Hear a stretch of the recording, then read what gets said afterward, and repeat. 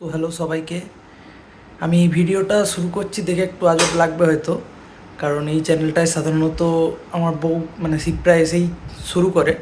আজকে আমিই শুরু করছি, কারণ হচ্ছে এইবারের অ্যানিভার্সারিতে সেইভাবে তো কোনো কিছু ওকে গিফট দেওয়া হয়নি। তোমরা দেখেছো বোধহয় যেগুলো আমি গিফট দিয়েছিলাম, তো এবারে আমি ওকে বলেছিলাম যে একটা কিছু সারপ্রাইজ গিফট দেবো। তো সারপ্রাইজ তো হয়নি, কারণ ওই প্ল্যানিং করতে গিয়ে জানতেই পেরেছে সব কিছু। তো যাই হোক, তো সেই উদ্দেশ্যে আমরা কাল সকালবেলায় রওনা দেব। আজকে এখন মোটামুটি ব্যাগ গুছিয়ে নিয়েছি আমরা। ব্যাগ এই যে একটা ব্যাগ, এই একটা ব্যাগ আমরা গোছাচ্ছি, এখন ও চলছে ব্যাগ গোছানো। তো এখন আপাতত ব্যাগ গোছাচ্ছি, কালকে সকালবেলা 5টার দিকে আমরা বেরোবো। মোটামুটি সবাই জানোই কোথায় যাব, তো দেখা যাক আরও ইনফরমেশন দেওয়া হবে কীভাবে যাবে, কী করবে না করবে। মোটামুটি আমরা যা পুরোটাই দেখানোর চেষ্টা করব যতটা পারবো। দেখা যাক, কাল সকালে আবার হয়তো ওই শুরু করবে ভিডিওটা, কিন্তু আজকের ইন্ট্রোডাকশনটা আমিই করলাম। তো আমরা রেডি হয়ে গেছি, এখন বাজে 4:40। এখান থেকে মানে আমরা তো এখন কোচবিহারে আছি, তো ফ্লাইট আছে বাগডোগরা থেকে। বাগডোগরা থেকে আমরা নিউ দিল্লি পর্যন্ত যাব, তারপরে আমরা বৈষ্ণব দেবী ভিজিট করব জম্মুতে। তাই জন্য নিউ দিল্লি থেকে জম্মু পর্যন্ত আবার বাস আছে। আবার আজকে সন্ধ্যে 7টাতে বাস আছে, আর ফ্লাইট আছে কটার সময়? 12টা 5-এ। আমরা এখন বেরোচ্ছি, এই 4:45 বাজে। বেরিয়ে শিলিগুড়ি যেতে যেতে এখন মোটামুটি 8টা 8:30 বাজবে। তো চলো আবার পরে দেখা হচ্ছে। কোচবিহার থেকে শিলিগুড়ির দিকে যেতে যে রাস্তাটা পড়ে, এটা হলো সেই রাস্তাটা। চারিদিকে চা বাগান, আর রাস্তাটা ভীষণই পরিষ্কার পরিচ্ছন্ন। আমার তো খুব একটা পছন্দের জায়গা এটা। চা বাগানের মাঝখানে এই যে গাছগুলো আছে, আমি জানি না এগুলোকে কী গাছ বলে, কিন্তু দেখতে খুবই সুন্দর লাগে। আর এইভাবে এই যে দেখতে পাচ্ছ ফাউন্টেনের মতো জল ছড়াচ্ছে, এইভাবেই কিন্তু চা বাগানে জল দেওয়া হয়। কোচবিহার থেকে শিলিগুড়ি যেতে 3.5 ঘন্টা মতো সময় লাগে। আমরা সেই মতোই হাতের টাইম নিয়ে বেরিয়েছিলাম। আমরা 200 টাকা দিয়ে নিয়েছি, দেখো ভেজ বাই বাই। খেয়ে বলো তো কেমন হয়েছে।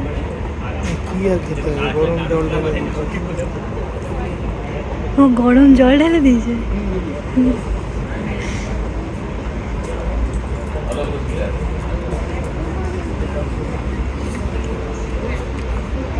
Bye bye bye bye.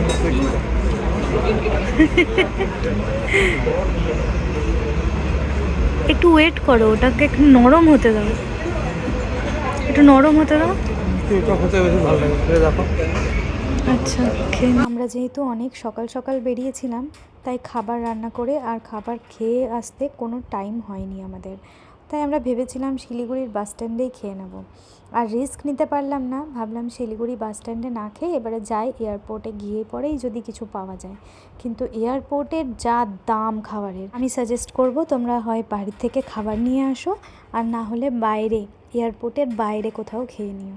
এখানে একটা গভর্নমেন্টের দোকান আছে, যেই দোকানে ওয়েস্ট বেঙ্গলের যা যা শিল্প আছে সব কিছুই এখানে পাওয়া যায়। প্রথমবার বাগডোগরা এয়ারপোর্টে এলাম, আর বাগডোগরা এয়ারপোর্টে কিন্তু বেশ বড় জায়গাটা। আমাদের ফ্লাইটটা ছিল এয়ার ইন্ডিয়া এক্সপ্রেস, আর ওই যে দাঁড়িয়ে আছে আমাদের ডেকে নিয়েছে। বাসে উঠে গেছি আমরা, বাসে করে নিয়ে যাওয়া হচ্ছে ফ্লাইট পর্যন্ত, তারপরে ওইখানে গিয়ে আমরা ফ্লাইটে উঠবো। জানি না কার কেমন লাগে, বাট আমার ফ্লাইটে ওঠার সময় বেশ এক্সাইটমেন্ট লাগে। কিন্তু একবার ফ্লাইটে উঠে গেলে তারপরে যেন কেমন একটা বোরিং লাগে। ওই 1.5-2 ঘন্টা কীরকম খালি আকাশ দেখতে দেখতে যায়। এর থেকে মনে হয় যে ট্রেনে গেলে হয়তো পাশে দুটো লোক থাকবে, আর আমরা গল্প করতে পারবো। অনেক এনজয় করতে করতে যাওয়া যায়। দুজনে মিলে গল্প করতে করতে পৌঁছে গেলাম আমরা দিল্লি এয়ারপোর্ট। আর এই যে দিল্লি এয়ারপোর্টটা অনেক বড় জায়গাটা, মানে হাঁটছি তো হেঁটেই যাচ্ছি, প্রায় 1 কিলোমিটার মতন ভেতরে মনে হয় হেঁটেছি। তারপরে আমরা এক্সিটটা দেখতে পেয়েছি। আর দিল্লি এয়ারপোর্টটা কিন্তু আমি প্রথমবার দেখলাম, আমার খুব ভালো লাগলো। এই হাতের নকশাগুলো কিন্তু বেশ ভালো করে বানিয়েছে। আমরা লাগেজটা কালেক্ট করে নিলাম। লাগেজ কালেক্ট করার পরে আমরা মেট্রো স্টেশনের দিকে রওনা দিলাম। ঠিকই ধরেছি, চলো চলো চলো চলো জলদি চলো, এদিক দিয়ে আসো, স্লাইড আছে।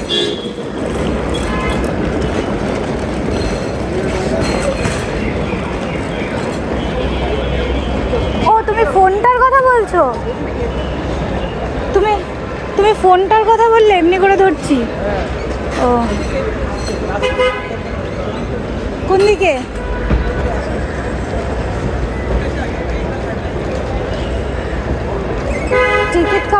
ওদিকেই থাকবে মনে হচ্ছে। মেট্রো ইয়ে দেওয়া এইদিকে এয়ারপোর্ট এক্সপ্রেস মেট্রো।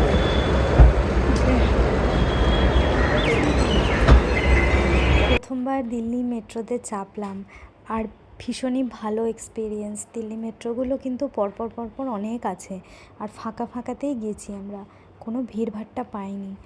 হ্যাঁ, দিল্লি মেট্রো হয়তো অনেক ভিড় থাকে, আমি ঠিক জানি না, তবে আমরা পাইনি। দিল্লিতে যে পলিউশনটা বেশি সেটা রাস্তাঘাট দেখেই বোঝা যাচ্ছে। মেট্রোর ভেতরটাও কিন্তু বেশ ভালো। দুজনের খুব জোর খিদে পেয়েছিল, সেই সকালবেলা ম্যাগিটা খেয়েছিলাম, তারপরে আর কিছু খাইনি। তো একটা জায়গায় লাঞ্চ করলাম বার্গার কিং থেকে। ওইখানে লাঞ্চ করার পরে আমরা বেরিয়ে পড়লাম জামা মসজিদের দিকে। আমাদের বাসটা কিন্তু ছিল দিল্লি এয়ারপোর্ট থেকেই, কিন্তু দিল্লি এয়ারপোর্ট থেকে বাসের রুটটাকে মানে বাসের পিক পয়েন্টটাকে চেঞ্জ করে ওরা জামা মসজিদ দিয়েছিল। তো চারিদিকটা দেখতে দেখতে রাস্তাঘাট ভালোভাবে ফিল করতে করতে আমরা এগিয়ে পড়লাম জামা মসজিদের দিকে। আমাদের যে চালক ছিলেন, এই টোটো চালক খুবই ভালো ছিলেন, উনি দেখিয়ে দিচ্ছিলেন কোথায় কি রয়েছে না রয়েছে। আর এই রাস্তাতে কিন্তু রেড ফোর্টটাও পড়েছে।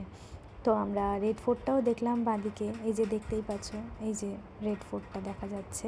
বর 2-3 বার দিল্লি এসেছে, কিন্তু আমার এটা ফার্স্ট টাইম, তাই আমি একটু দিল্লি নিয়ে বেশিই এক্সাইটেড ছিলাম। আমাদের ভারতের রাজধানী বলে কথা। এত পপুলেশন এখানে, এই পপুলেশন দেখে মনে হচ্ছে আমাদের ওইদিকে কিছুই পপুলেশন নেই। আরেকটা কথা না বললেই নয়, কলকাতায় কিন্তু মেট্রোর প্রাইসটা পার হেড 30 রুপিস করে আমরা অনেকটা যেতে পারি, প্রায় দক্ষিণেশ্বর থেকে নিউ গড়িয়া। কিন্তু এখানে মেট্রোর প্রাইস আমি যা দেখলাম 60 টাকা করে পার হেড আমাদের নিল। যদিও এই মেট্রোটা বেশি নেওয়ার কারণ হলো এটা এয়ারপোর্ট থেকে ছাড়ছে, আর এয়ারপোর্টের ভেতর থেকে যে কোনো মেট্রো আমার মনে হয় একটু দামটা বেশি নিলেও কমিউনিকেশনটা আছে, সেটাই বড় কথা। যদি কলকাতাতেও এরকম এয়ারপোর্ট থেকে একটা মেট্রো থাকে, তাহলে কলকাতাতেও কিন্তু এয়ারপোর্ট থেকে কমিউনিকেশনটা সব জায়গারই ভালো হয়ে যাবে। এয়ারপোর্টটা তো নিউ দিল্লিতে, তাই জন্যেই মনে হয় রেটগুলো এত বেশি। আর আমরা যখন ওল্ড দিল্লি যাচ্ছিলাম তখন কিন্তু রেট অনেকটাই কম নিয়েছিল, কারণ এয়ারপোর্ট থেকে কাশ্মীরি গেট যাওয়ার কোনো ডিরেক্ট কমিউনিকেশন ছিল না। আমরা আগে এয়ারপোর্ট থেকে ওল্ড দিল্লি গিয়েছিলাম, তারপরে ওল্ড দিল্লি থেকে কাশ্মীরি গেট গিয়েছিলাম। এখানের অটো টোটোর অবস্থা দেখতে পাচ্ছ, খালি সব গিজগিজ গিজগিজ করছে, একজন যেতে গেলে আরেকজন মাঝখানে চলে আসছে। এইভাবেই আমরা পৌঁছে গেলাম আমাদের গন্তব্যের দিকে, যেটা ছিল জামা মসজিদ বাস স্ট্যান্ড। তো এই জামা মসজিদ বাস স্ট্যান্ড থেকেই আমরা জম্মুর বাসটা ধরবো। বাসটা ছিল স্লিপার ক্লাস, এত ভালো বাসটা দেখতে ছিল। স্ট্যান্ডটাও বেশ বড় ছিল, কিন্তু ধুলো উঠছিল খুব। ওই ধুলো মানে পলিউশন তো ওখানে আছে সবাই জানো, বলতে গেলে এক রকমের ওটা ধুলোর মাঠ ছিল, আর তার মধ্যে বাসগুলো ছিল। হাই করে দাও, হাই। ও অনেকবার উঠেছে বালুরঘাট থেকে বাড়ি যাওয়ার সময়, কিন্তু আমার এটা প্রথমবার। ও বাসটা কিন্তু দারুণ। এই পিছনটা ওরকম উঁচু কেন? বাথরুমটা তো আছে নাকি? এই যে এটা আমাদের সিট, এখানে দুজন, আর ওই যে বাইরেটা পুরো বাস স্ট্যান্ড দেখালাম। তবে এখানে যেই কটা বাস দাঁড়িয়েছিল সবই লং রুটের বাস, আর সবই দেখলাম ডাবল ডেকার স্লিপার ক্লাস। আমি একটা ভালো কথা বলে দিই, এই ধাবাটাই কিন্তু আমাদের সাথে স্ক্যাম হয়ে গিয়েছিল। আমরা কিন্তু গিয়েই জিজ্ঞেস করেছিলাম কি কি আছে, ওরা কিছুই বললো না সেভাবে, শুধু বললো কিছু নেই, শুধু ছোলে নান আছে, অনেক রাত হয়ে গেছে। তখন আমরা কিন্তু জিজ্ঞেস করেছিলাম যে ছোলে নান কত করে, তো ওরা বলেছিল 50 টাকা। এবার মানুষ কি বুঝবে যে ছোলে নানের পুরো প্লেটটা 50 টাকা, কিন্তু না, শুধু একটা নান 50 টাকা। আমরা কিন্তু জানতামও না যে ছোলেগুলো পার প্লেট 240 টাকা করে ওরা ধরেছে। তো 2টো ছোলে দিয়েছিল আর 3টে নান দিয়েছিল, আমি একটা খেয়েছিলাম আর ও একটা খেয়েছি, ওর 2টো খেয়েছিল। তারপর আমাদের কিন্তু কোনো স্যালাডের কথা জিজ্ঞেস করেনি, ওরা 2 প্লেট স্যালাড দিয়েছিল। আমরা ভেবেছিলাম স্যালাডটা মনে হয় প্লেটের সাথে কমপ্লিমেন্টারি, তো স্যালাডটা খেয়েও স্যালাডগুলো 50 টাকা করে ওরা ধরেছে। এত বড় স্ক্যাম এখানে এরা চালাচ্ছে, আমি জানি না কেন বা কে, সব কটা লোকই আমার মনে হয় না জেনেই এখানে খায়। আর এইভাবে আমার মনে হয় না কোথাও কোনো বিজনেস চালানো উচিত। তো তোমরা এই ভিডিওটা অনেক বেশি শেয়ার করো যাতে এই স্ক্যামটার ব্যাপারে মানুষ জানতে পারে আর ওই দোকানটা থেকে না খায়। আমি জানি না লোকে বাকি দোকানগুলোতে কি এক্সপিরিয়েন্স করেছে না করেছে আশেপাশের, কিন্তু ওই দোকানটার এইরকমই অবস্থা। তো চলো আজকে ভিডিওটা এই পর্যন্তই রাখছি, আবার দেখা হবে নেক্সট ভিডিওতে। আবার দিল্লি থেকে জম্মুতে গিয়ে আমরা একটা দাদার বাড়িতে গিয়ে উঠবো, আর ওইখান থেকে আমরা বৈষ্ণব দেবী ভিজিট করতে যাব। তো বৈষ্ণব দেবীর ভিডিও নেক্সট ব্লগে আসবে। এখনকার জন্য বাই বাই, টেক কেয়ার।